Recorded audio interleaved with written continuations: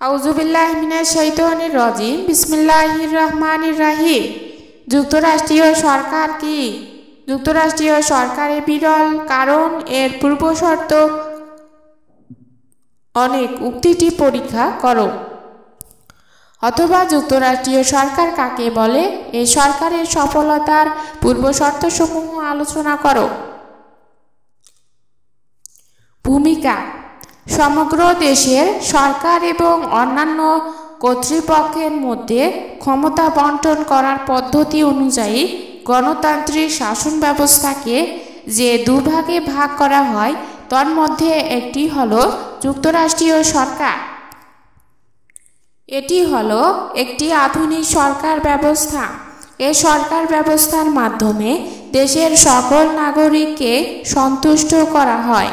যুক্তরাষ্ট্রীয় সরকার ব্যবস্থার সকল ক্ষমতা সংবিধানের মাধ্যমে কেন্দ্র ও প্রদেশের মধ্যে বণ্টন করা হয়। শাব্দিক অর্থে যুক্তরাষ্ট্রীয় সরকার। যুক্তরাষ্ট্রের ইংরেজি প্রতিশব্দ হল ফেডারেশন, যা ল্যাটিন শব্দ ফেডাস থেকে এসেছে। ফেডাস শব্দটির অর্থ হল সন্ধি বা মিলন। সুতরাং শাব্দিক অর্থে কতগুলো স্বাধীন রাষ্ট্রের মধ্যে সন্ধি বা মিলনের ফলে যে নতুন রাষ্ট্রের উদ্ভব ঘটে তাকে যুক্তরাষ্ট্রীয় সরকার বলে। যুক্তরাষ্ট্রীয় সরকারের সংজ্ঞা: যে কারণে সংবিধানের আলোকে কেন্দ্রীয় ও প্রাদেশিক সরকারের মধ্যে সমগ্র ক্ষমতা বণ্টন করা হয় তাকে যুক্তরাষ্ট্রীয় সরকার বলে। এরূপ সরকার ব্যবস্থায় কেন্দ্র ও প্রদেশ নিজ নিজ এলাকায় তাদের কাজ তারা স্বাধীনভাবে করতে পারে। প্রামাণ্য সংজ্ঞা: বিভিন্ন রাষ্ট্রবিজ্ঞানী যুক্তরাষ্ট্রীয় সরকারের বিভিন্ন সংজ্ঞা প্রদান করেছেন। তন্মধ্যে কতিপয় সংজ্ঞা উল্লেখ করা হল। অধ্যাপক কেসি হুয়ারের মতে, যুক্তরাষ্ট্রীয় নীতি বলতে আমি বুঝি ক্ষমতা বণ্টনের এমন এক পদ্ধতি যেখানে জাতীয় ও আঞ্চলিক সরকার প্রত্যেককেই নিজ নিজ আওতার মধ্যে নির্ভরশীল ও স্বাধীন।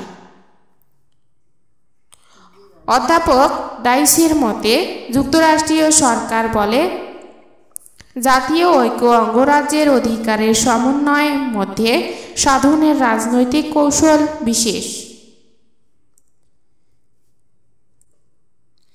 হ্যামিল্টন এর মতে, যুক্তরাষ্ট্রীয় সরকার কতকগুলো রাষ্ট্রের সমন্বয়ে গঠিত একটি নতুন রাষ্ট্র।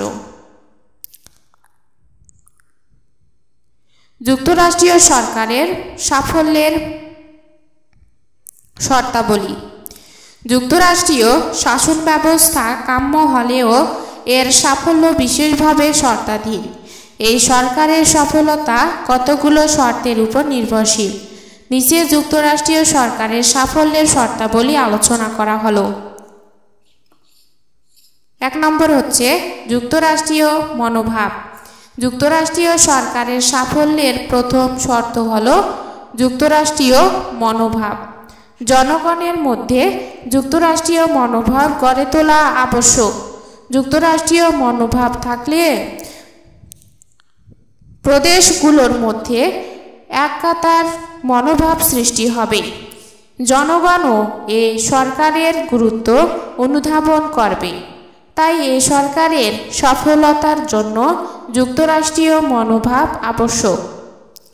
2 নম্বর হচ্ছে গণতান্ত্রিক শাসন। গণতান্ত্রিক শাসন যুক্তরাষ্ট্রীয় সরকারকে সফলতার দ্বারপ্রান্তে পৌঁছে দেয়।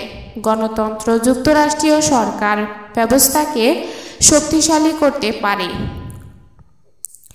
গণতান্ত্রিক ব্যবস্থা জনগণের অধিকার ও প্রত্যাশা পূরণে সমর্থ। গণতন্ত্র প্রতিষ্ঠিত হলে স্বৈরাচার তিরোহিত হবে, ফলে যুক্তরাষ্ট্রীয় পরিবেশ তৈরি হবে। 3 নম্বর হচ্ছে উত্তম সংবিধান। উত্তম সংবিধানের মাধ্যমে যুক্তরাষ্ট্রীয় সরকারকে সুসংহত করা সম্ভব। উত্তম সংবিধানে রাষ্ট্রের কাঠামো, প্রকৃতি, মৌলিক অধিকার, গণতান্ত্রিক মূল্যবোধ ও রাজনৈতিক প্রতিষ্ঠান ইত্যাদির উল্লেখ থাকে। এগুলো যুক্তরাষ্ট্রীয় সরকারকে সাফল্য এনে দিতে পারে। 4 নম্বর হচ্ছে আইনের অনুশাসন। দেশের আইনের প্রতি সকল নাগরিকের শ্রদ্ধাশীল থাকতে হবে। আইনকে কোনোভাবে প্রভাবিত করা যাবে না। আইন নিজস্ব গতিতে চলবে। আইন অনুসারে বিচার কার্য সম্পন্ন করতে হবে, তবে আইনের শাসন প্রতিষ্ঠিত হবে।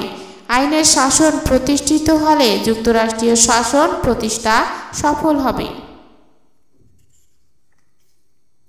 5 নম্বর হচ্ছে রাজনৈতিক শিক্ষা। রাজনৈতিক শিক্ষার মাধ্যমে যুক্তরাষ্ট্রীয় শাসন ব্যবস্থাকে সুসংহত করা সম্ভব। জনগণের মধ্যে রাজনৈতিক শিক্ষার অভাব থাকলে কোনো শাসন ব্যবস্থাই তাদের কাছে গ্রহণযোগ্য নয়। শিক্ষা দীক্ষা ও নাগরিক চেতনা বিকাশের দ্বারা জনগণের মধ্যে জাতীয়তাবোধ সৃষ্টি করা যায়। 6 নম্বর হচ্ছে যোগ্য নেতৃত্ব। যুক্তরাষ্ট্রীয় সরকারের আয়তন সাধারণত অনেক বেশি। এত বড় আয়তন বিশিষ্ট রাষ্ট্রকে নিয়ন্ত্রণের জন্য সফল নেতৃত্ব আবশ্যক। নেতৃত্বের অভাব হলে রাষ্ট্রের মধ্যে অনৈক্য ও অসংহতি দেখা দেবে।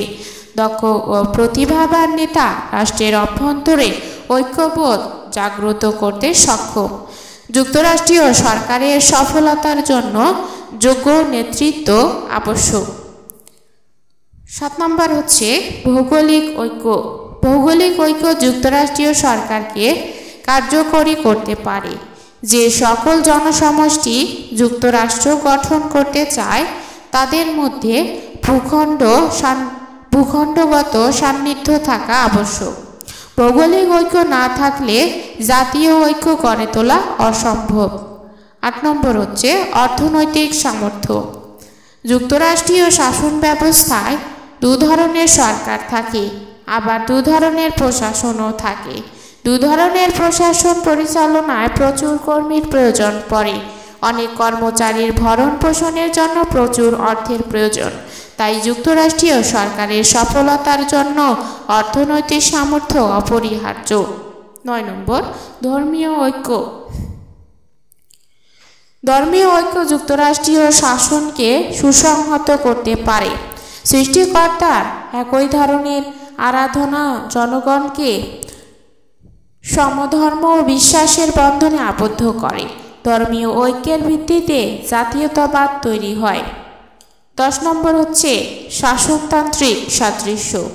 শাসনতান্ত্রিক সাদৃশ্য যুক্তরাষ্ট্রকে কার্যকরী করতে পারে। যুক্তরাষ্ট্রীয় সরকারের অনেক অঙ্গরাজ্য থাকে। অঙ্গরাজ্যগুলোর মধ্যে সমজাতীয় প্রশাসক প্রবর্তন করতে হবে। ভিন্ন ভিন্ন প্রশাসন প্রবর্তন করলে অঞ্চলগুলোর মধ্যে দ্বন্দ্ব দেখা দিতে পারে। এ কারণে অঙ্গরাজ্যগুলোর মধ্যে শাসনতান্ত্রিক মিল থাকা বাঞ্ছনীয়। নিরপেক্ষ 11 নম্বর হচ্ছে নিরপেক্ষ যুক্তরাষ্ট্রীয় আদালত। নিরপেক্ষ যুক্তরাষ্ট্রীয় আদালতের মাধ্যমে যুক্তরাষ্ট্রীয় সরকারকে কার্যকরী করা সম্ভব। যুক্তরাষ্ট্রের সফলতার জন্য প্রয়োজন যুক্তরাষ্ট্রীয় আদালত যার ভূমিকা হবে নিরপেক্ষ। নিরপেক্ষ আদালত স্বাধীনভাবে সংবিধান ব্যাখ্যা করতে পারে। প্রয়োজনে যুক্তরাষ্ট্রীয় আদালত প্রতিষ্ঠা করতে হবে। 12 নম্বর হচ্ছে ভাষা ও সাংস্কৃতিক ঐক্য। ভাষা ও সাংস্কৃতিক ঐক্য যুক্তরাষ্ট্রীয় সরকার সফলতা এনে দেয়। ভাষা ও সাংস্কৃতিক ঐক্য থাকলে জনগণের মধ্যে জাতীয় চেতনা বৃদ্ধি পায়। জাতীয় চেতনা থেকে জাতীয়বোধ সৃষ্টি হয়, যা যুক্তরাষ্ট্রীয় সরকার গঠনে সহায়তা করে। 13 নম্বর হচ্ছে আঞ্চলিক ঐক্য। এ ধরনের শাসন ব্যবস্থায় প্রাদেশিক সরকারকে সংখ্যা বেশি। প্রাদেশিক সরকারের সংখ্যা বেশি। কেন্দ্রীয়ভাবে প্রদেশের মধ্যে আয়তন ও জনসংখ্যার সামঞ্জস্য রাখতে হবে, যাতে এক অঙ্গরাজ্যের তুলনার অন্য অঙ্গরাজ্য শক্তিশালী না হয়। তবেই আঞ্চলিক ঐক্য তৈরি হবে। তাই ঐক্যের ভিত্তিতে যুক্তরাষ্ট্রীয় সরকার কার্যকরী হতে পারে। উপসংহার: পরিশেষে বলা যায় যে উল্লেখিত শর্তসমূহ যুক্তরাষ্ট্রীয় সরকারের সফলতার জন্য অপরিহার্য। এগুলো যুক্তরাষ্ট্রীয় সরকারের সফলতার সাথে ঘনিষ্ঠভাবে সম্পৃক্ত। তবে একথা ঠিক যে যুক্তরাষ্ট্রীয় ব্যবস্থার সফলতার জন্য যে সকল শর্ত প্রয়োজন তা অত্যন্ত জটিল।